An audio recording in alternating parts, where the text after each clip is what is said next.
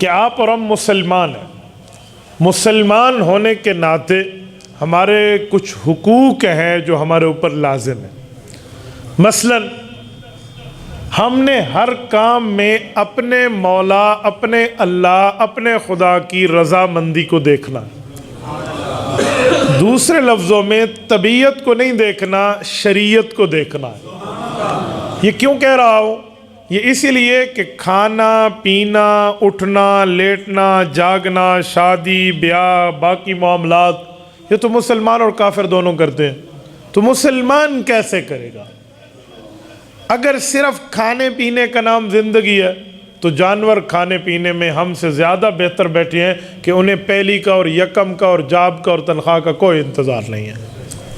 اگر لیٹنا اٹھنا جاگنا ہی زندگی ہے تو پھر یہ زندگی کا مقصد کیا ہے؟ اصل زندگی کا مقصد ہے کہ ہم اپنی طبیعت کو شریعت کے مطابق کر لیں. اور وہ کب بنے گی؟ جب ہم یہ بات دیکھیں گے کہ ہمیں دنیا میں اللہ نے بھیجا کیوں ہے. میرے دوستو، رسالت مآب علیہ الصلوۃ والسلام کی زندگی آپ کے اور میرے لیے بہترین نمونہ ہے. نمونہ کسے کہتے ہیں؟ میں مثال دینا چاہ رہا ہوں.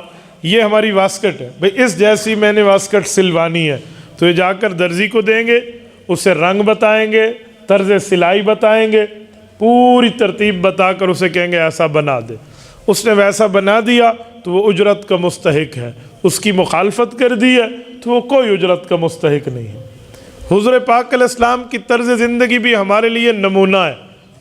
اگر ہم اس نمونے کے مطابق اپنی چال ڈھال کو ڈھال دیں گے تو ہمارے لیے آخرت میں نجات ہے، ورنہ کوئی نجات نہیں. سورۃ نمبر 33 سورۃ احزاب آیت نمبر 21، رب کریم نے ہمیں یہی سمجھایا. فرمایا لقد کان لکم فی رسول اللہ اسوۃ حسنہ، تمہارے لیے پیغمبر کریم کی زندگی میں بہترین نمونے موجود ہیں. اچھا، یہ نمونہ کس لیے؟ کس بندے کے لیے؟ تو رب کریم نے اس کے لیے بھی 3 شرطیں لگائی. فرمایا لمن کان یرجو اللہ والیوم الآخر وذکر اللہ کثیرا. ہر بندہ اس نمونے سے فائدہ نہیں لے سکتا. فائدہ لینے کے لیے 3 بنیادی چیزیں چاہیے. لمن کان یرجو اللہ، وہ بندہ اللہ پر اعتماد رکھنے والا ہو، اللہ سے ملاقات کا معنی مذہب شریعت کو ماننے والا ہو. لمن کان یرجو اللہ، اللہ کو مانے. نمبر 2، والیوم الآخر، اسے قیامت کا ڈر ہو کہ مجھ سے باز پرس ہوگی اگر میں نے کسی کا حق کھایا. نمبر 3، وہ زندگی غافل نہ گزارے. وذکر اللہ کثیرا، ہر وقت اللہ کو یاد کرتا رہے. یہ 3 چیزیں ہیں. حضور کی زندگی بہترین نمونہ ہے. یہ 3 چیزیں ہم میں نہیں ہیں. ہمارے لیے پیغمبر کی زندگی سے فائدہ اٹھانا کوئی فائدہ نہیں. آپ اور ہم حضور پاک علیہ السلام کے علاقے کے نہیں ہیں. آپ اور ہم حضور پاک کی عرب قوم سے نہیں ہیں. آپ اور ہم نے رسول اللہ کو دیکھا نہیں ہے. ابو جہل عرب تھا، حضور پاک کے علاقے کا تھا، اپنے خاندان کا سردار تھا اور رسالت مآب کے بچپن لڑکپن جوانی کو جانتا تھا.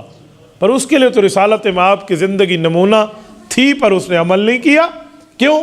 وجہ اس میں لمن کان یرجو اللہ نہیں تھا، والیوم الآخر نہیں تھا، وذکر اللہ کثیرا نہیں تھا. اس لیے وہ دنیا کو ایسے دنیا گزار رہا تھا. ہماری زندگی بھی ویسے ہو تو پھر ہم میں اور ابو جہل کی زندگی میں کیا فرق رہ جائے گا؟ میرے دوستو، میں ایک نکاح کی مثال دیتا ہوں. ہم شادی بیاہ میں نکاح کرتے ہیں. نکاح کافر کا بھی ہے، مسلمان کا بھی ہے. مسلمان کے نکاح اور کافر کے نکاح میں بڑا فرق ہے. یہاں نسل کے حلال ہونے کے لیے گواہ ضروری ہیں، شرائط ضروری ہیں، حق مہر ضروری ہیں، پھر ترتیب احکام نکاح کے ضروری ہیں. ورنہ خالی شہوت کو پورا کرنا تھا تو شہوت کو پورا کرنا تو جانوروں میں بھی ہے، اس میں تو کوئی نسل کا معاملہ نہیں ہے. صرف ہم نے اپنے سیکچول پاور کی ڈیزالونگ کو نہیں دیکھنا، ہم نے اپنی طبیعت کو شریعت کے مطابق بنانے کی ذمہ داری پوری کرنی.